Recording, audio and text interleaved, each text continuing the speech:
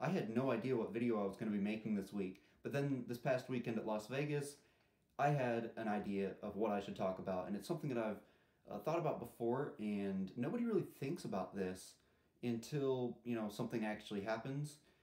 So today I'm just going to talk about what NASCAR's biggest scheduling problem is. So when it comes to the NASCAR schedule, the biggest complaint that most people have is that we haven't had any new tracks other than Kentucky over the last 15 or so years. I guess we do have the Charlotte Road Course coming up, but that's still Charlotte Motor Speedway. We haven't had a new location other than Kentucky in more than 15 years. And hopefully someday in the future we will have some new tracks, maybe Road America or some road course. I'm not sure, just something like that. But that is not the biggest problem with the NASCAR schedule. The biggest problem with the NASCAR schedule is when they have certain races. And Las Vegas is a perfect example of this. Obviously, Las Vegas is kind of in the desert.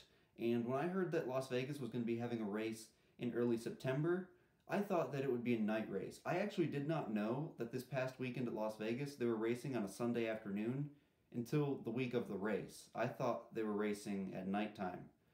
And I was kind of like, this might not work well. And it didn't. It was over 100 degrees, and there was a lot of problems with different things. Parker Kligerman's iPad quit working because it was overheated.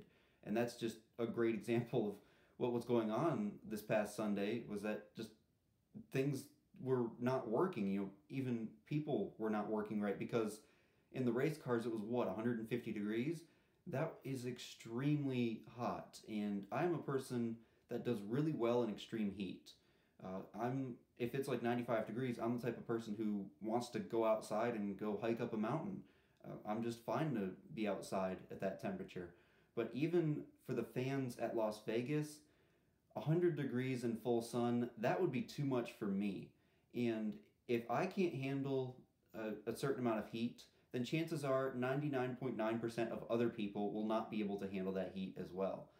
And this past weekend, I don't know what the fans thought about the race at Las Vegas, but I'm sure that there was a lot of complaints about how hot it was.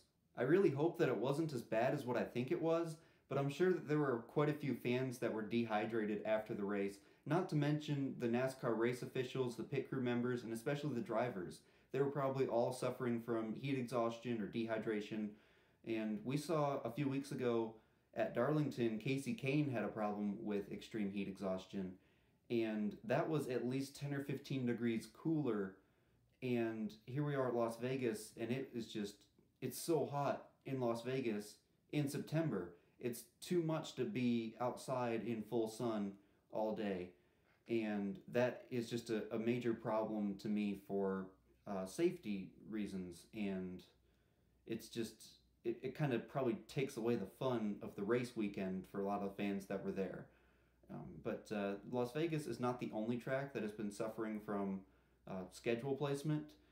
Daytona in July has been a problem for many years because it's rainy season in Florida in the middle of July. So going to Daytona in July, we almost always have some problems with rain. And to me, I do believe that it would be a good idea to move that Daytona race in July.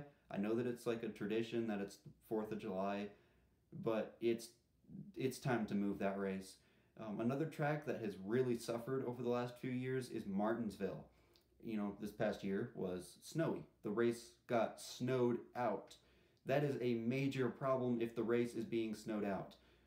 It was extremely cold there, and then while they were supposed to race at Martinsville, it was like 70 degrees in Texas. So why not switch Texas and Martinsville? So then Texas is a couple weeks earlier and they have better weather there, and then Martinsville is a couple weeks later, so it's better weather in Martinsville. And you also have a problem in the fall with Martinsville because it's cold then too. So to me, Martinsville needs to have some different dates as well. Also, they put lights at Martinsville, yet it was already cold enough for the Cup race in October in Martinsville, but now they're running it at nighttime. Like, why are you doing that? It's just colder at night.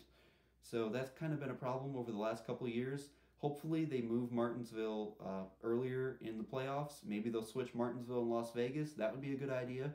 Las Vegas would definitely be a lot better in late October than it would be in early September, and that would just kind of make sense to me. Something kind of scary to think about when it comes to Martinsville Speedway is that it's kind of leading down a similar path as to what Rockingham did. And Rockingham was ultimately shut down because of poor attendance. And a huge reason for people not wanting to attend the Rockingham races was because it was always ran in February and November. And NASCAR fans would choose to go to some other racetrack that was at a better time of the year than Rockingham, because you had Charlotte in May and October, you had Darlington in March or April, and then September. And those races were a lot warmer and just more enjoyable for NASCAR fans than going to Rockingham in late winter or fall. It was just too cold for many fans to go there. And the same thing seems to be happening to Martinsville, especially with this past year with all the snow. That's going to turn a lot of fans away from going back to Martinsville because it was just a terrible weekend. And I'm worried that one day Martinsville is going to lose one of its NASCAR races because of the horrible dates that NASCAR has been giving the Martinsville races. So hopefully Martinsville will keep both of its races in the future, but it is something that kind of scares me. I really think that Martinsville is a good track for NASCAR to go to twice a year, but they definitely need to move the spring race back a few weeks, and the fall race, they need to move that earlier in the fall. Maybe switching the Martinsville race and the Las Vegas race in the playoffs, switch those two so then Las Vegas is toward the end of the playoffs and Martinsville is at the beginning. That would be a great idea.